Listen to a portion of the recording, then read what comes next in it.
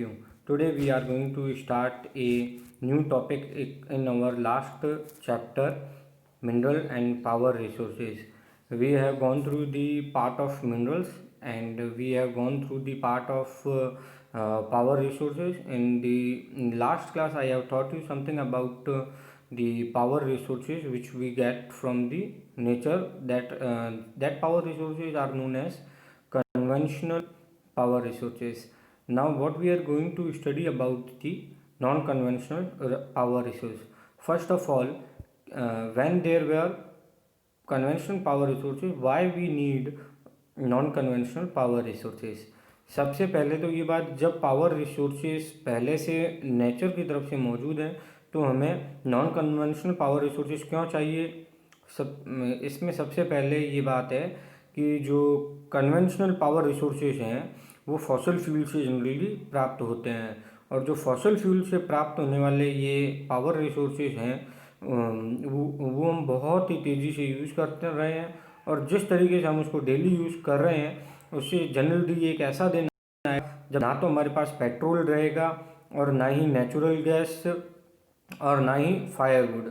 इसलिए ज़रूरी है कि हम कुछ और नए ऑप्शंस डेवलप करते हैं। इसलिए हमने कुछ और नए ऑप्शंस डेवलप किए हैं जिससे कि पावर रिसोर्सेस से हमें पावर मिल सके। तो उसमें सबसे पहला जो पॉइंट है सोलर एनर्जी। सोलर एनर्जी से आप सब समझते हैं, सोलर जैसे कि नाम से ही पता चल रहा है कि वो एनर्जी जो सोलर से मिलती है, सन से मिलती है। Sun's heat and light energy can be felt by us every day. सूर्य की रोशनी हम प्रतिदिन महसूस करते हैं। Solar energy trapped from the sun can be used in solar cell into produce electricity. Many of these cells are joint together into solar panels to generate power for heating and lighting purpose. The technology, यहाँ पे आप नीचे देखिए, the technology of utilizing solar energy benefits lots of tropical countries that are blessed with the abundance of sunshine. Solar energy is used in solar heaters, solar cooker, solar dryer, beside being used for community lighting and traffic signal. इसके अंदर हमें ये बताया गया है कि जो solar energy first of all हमें सन से मिलती है, और जो सोलर एनर्जी हमें मिलती है वो हम सोलर पैनल के द्वारा एक जगह इकट्ठी कर लेते हैं। इकट्ठी करने के बाद उसे लाइटिंग पर्पस के लिए या एज फॉर हीटिंग पर्पस के लिए यूज़ करते हैं। बहुत सारी ट्रॉपिकल कंट्रीज़ में हम इसका यूज़ कर रहे हैं और उसको इसका बहुत फ़ायदा हुआ है। और बहुत सी ऐसी चीज़ें जो सोलर एनर्जी से चलती है, जैसे कि solar heater, solar cooker, solar dryer etcetera. इसके अलावा लाइटिंग के पर्पस से और ट्रैफिक सिग्नल में अगर आप देखेंगे तो बहुत सारे ट्रैफिक सिग्नल जो चलते हैं वो सोलर एनर्जी के थ्रू चल रहे हैं। अब जो आप देखेंगे एक डायग्राम बना हुआ है इसी के पेज में ऊपर, जिसमें ये बताया गया कि सोलर एनर्जी के क्या एडवांटेजेस हैं और इसके क्या डिसएडवांटेजेस हैं। पहली चीज़, सोलर एनर्जी में ये इनएग्जॉस्टेबल है, यानी कि ये कभी ख़त्म नहीं हो सकती। जब तक सूर्य है तब तक ये एनर्जी है। नॉन पॉल्यूटिंग, इससे ज़्यादा हमें पॉल्यूशन भी नहीं होता। इसका डिसएडवांटेज ये है कि जब आप सोलर पैनल वगैरह लगाते हैं तो वो बहुत ही ज़्यादा एक्सपेंसिव होता है। डिफ्यूज सोर्स है, सो गेट वेस्टेड। इसमें जो सोलर पैनल होते हैं वो बहुत जल्दी डिफ्यूज़ भी हो सकते हैं। तो हम कह सकते हैं कि एक बार यूज़ करने के बाद अगर ये यूज़ सही नहीं तरीके से नहीं किए जाते हैं तो ये डिफ्यूज़ हो जाते हैं अगर, तो ये कोई काम के नहीं रहते हैं। इसके बाद में नेक्स्ट टॉपिक है विंड एनर्जी। विंड एनर्जी, जैसे कि नाम ही बता रहा है कि विंड से जो एनर्जी हमें प्राप्त होती है। Wind is an inexhaustible source of energy. Wind mills have been used for grinding grain and lifting water since times immemorial. Wind energy ये उसका बहुत समय से यूज़ किया जाता है ग्राइंडिंग ग्रेन्स, जो ये अनाज वगैरह होती है उसको ग्राइंड करने के लिए और पानी को लिफ्ट करने के लिए। Since in modern times windmills, the high speed winds rotate, and windmill which is connected to generator to produce electricity. Wind farms having cluster of such winds are located in coastal regions and in mountain passes where strong and steady winds blows. यहाँ पे यहाँ पे ये बताया जा रहा है कि जो विंड एनर्जी है हम बहुत समय से यूज़ करते आए हैं, और पुराने समय में भी गेहूँ और दूसरे अनाजों को जब छानना होता तब विंड एनर्जी को यूज़ किया जाता था। साथ ही साथ पानी लिफ्ट करने के लिए भी विंड एनर्जी को यूज़ किया जाता था। अब जो ये विंड एनर्जी है इसमें विंड मिल्स जो लगी हुई है, जैसा कि आप जैसलमेर में भी देख सकते हैं, बहुत सारे पंखे जो लगे हुए हैं, उनसे वो जो पंखे हैं उनकी जो ताड़ियाँ हैं या फैंस हैं वो रोटेट होती है हवा के चलने से। जब वो रोटेट होती है तो उसमें नीचे एक इलेक्ट्रिसिटी जनरेटर बना हुआ होता है, वहाँ पे जनरेटर से इलेक्ट्रिसिटी प्रोड्यूस होती है। प्रोड्यूस होने के बाद में उस इलेक्ट्रिसिटी को पावर हाउस में एक पावर हाउस होता है जहाँ पे उसकी सप्लाई की जाती है, और वहाँ पे उसका स्टोरेज होता है। साथ ही साथ जितनी मात्रा में इलेक्ट्रिसिटी हमें चाहिए वो हमें डीसी डायरेक्ट करंट या एसी अल्टरनेट करंट के द्वारा पहुँचाई जाती है। इसके बाद में बताया गया है कि कुछ कंट्रीज़ हैं, wind farms are found in Netherland, Germany, Denmark, UK, USA and Spain. ये जो कंट्रीज का नाम बता रहे हैं ये तो बहुत ही प्रचुर मात्रा में विंड एनर्जी से इलेक्ट्रिसिटी प्राप्त कर रहे हैं, और हमारी जो कंट्री है इंडिया, उसमें भी विंड एनर्जी के जो पार्क्स हैं वो गुजरात में और राजस्थान में जगह जगहों पे लगे हुए हैं। इसके बाद में हम पढ़ते हैं न्यूक्लियर पावर। न्यूक्लियर पावर क्या है? वो एनर्जी जो हमें यूरेनियम के थ्रू मिलती है। आगे हम इसको डिटेल में पढ़ते हैं। Nuclear power is obtain from energy stored in the nuclei of atoms naturally upping radio active elements like uranium and thorium. ये जो यूरेनियम और थ्योरियम है इससे हमको ये एनर्जी मिलती है। This fuels undergo nuclear fission in nuclear reactor and emits the power. This fuels undergo nuclear fission in nuclear reactors and emits the power.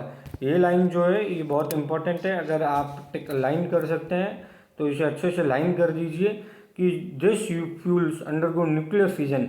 ये जो यूरेनियम और थ्योरियम है इससे जो फ्यूल निकल रहा है उसका न्यूक्लियर फिजन होता है न्यूक्लियर रिएक्टर्स में, एंड एमिट्स पावर, और उससे पावर निकलता है। The greatest producers of nuclear power and powers are USA and Europe.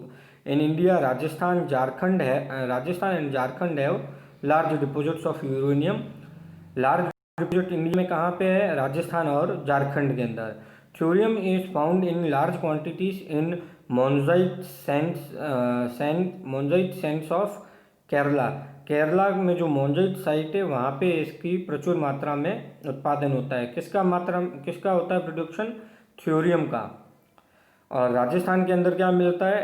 Rajasthan के अंदर यूरेनियम मिलता है। The nuclear power station of Tarapur in Maharashtra.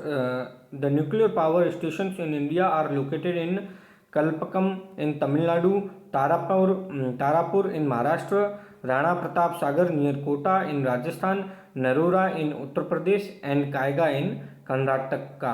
In places पे न्यूक्लियर पावर स्टेशन इंडिया में। Next geothermal energy. Heat energy obtain from the earth is known as geothermal energy. The temperature in the interior of the earth rises steadily as we go deeper. जैसे जैसे हम पृथ्वी को खोदते हैं और अंदर की तरफ जाते हैं सतह की तरफ, तो जो टेम्परेचर है वो हाई होने लगता है। Sometimes this heat energy may surface itself in the form of heat springs. कई बार जो ये हीट है ये पानी की हीट स्प्रिंग्स में हमारी तरफ, या हीट जो गरम गरम हवा होती है उसके रूप में सामने आती है। हीट स्प्रिंग्स के रूप में सामने आती है। This heat energy can be use to generate power. और हीट आती है उसे हम हीट पावर में कन्वर्ट करके यूज करते हैं। Geothermal energy in the form of hot spring has been used for cooking, heating and several years. कई जगहों पे जो ये हॉट स्प्रिंग्स है ये कुछ गर्म करने के लिए और नहाने के लिए इनको यूज़ किया। कई ऐसे झरने इंडिया में भी है जहाँ से गर्म पानी निकलता है। USA has the world's largest geothermal power plants followed by New Zealand, Iceland, Philippines and Central America. इन जगहों पे जियोथर्मल के सबसे बड़े प्लांट्स लगे हैं। इसके बाद में इंडिया में कहाँ पे, in India geothermal plants are located in Manikaran in Himachal Pradesh and Puga village in Ladakh. India के अंदर हिमाचल प्रदेश और लद्दाख में ये पावर प्लांट्स जो हैं जियोथर्मल पावर प्लांट्स लोकेटेड हैं। मणिकरण में तो आप जाएंगे, आपको एक ऐसा झरना मिलता है जहाँ पे एक मुट्ठी में कहा जाता है कि एक कपड़े में आप चावल बांध के रखिए और वहाँ पे उन चावलों को उसमें झरने के अंदर रखिए तो चावल पक जाते हैं। So this is also a part of energy which we have read. Now next we are going to the diagram. We think we should go through the diagram. See, here is the diagram of geothermal energy. See, this is the this in this you can see there is the water which is in the in the base of the land, and there is also you can see the steam, that is steam like bhap, steam or bhap is coming. If you can see in the white, the steam bhap is coming, and this bhap and the hot water coming from the earth helps to rotate the turbine. As this turbine rotates, the electricity is produced, and this electricity is used as the geothermal energy. Now the tidal energy. What is tidal energy? What are tides? Tides क्या होती है? लहरें। जो लहरें चलती है उनसे भी हमें एनर्जी प्रोड्यूस की जा सकती है। समुद्र में जो लहरें है उससे भी हम इलेक्ट्रिसिटी प्रोड्यूस कर सकते हैं। जैसा आप इस डायग्राम में भी देख सकते हैं कि एक टरबाइन है और जो हाई टाइड लो टाइड्स आती है जिसके कारण ये टरबाइन घूमता है, और टरबाइन के घूमने से इलेक्ट्रिसिटी प्रोड्यूस होती है। Energy generated from the tides is called tidal energy. Energy can be harnessed by building dams at narrow opening of the sea. During the tide, the energy of the tide is used to turn the turbine installed in the dam to produce electricity. इसमें जो main countries जो tides के through energy produce करती है वो है Russia, France और gulf of Kutch in India. जो गल्फ ऑफ कच्छ है इंडिया में, वहाँ पे भी ये इस तरीके की इलेक्ट्रिसिटी प्रोड्यूस होती है। अब नेक्स्ट जो लास्ट टॉपिक है वो है बायोगैस। बायोगैस में आपने हमने लास्ट क्लास में भी बायोगैस के बारे में पढ़ा था कि बायोगैस जो ऑर्गेनिक वेस्ट मटेरियल होती है एनिमल्स का, प्लांट्स का और किचन वेस्ट, उसको एक गैस टैंक बनाया जाता है, मैन्योर वगैरह डाला जाता है और उससे जो प्रोड्यूस होती है गैस, उसको गैस टैंक में इकट्ठा किया जाता है। Organic waste such as dead plant and animal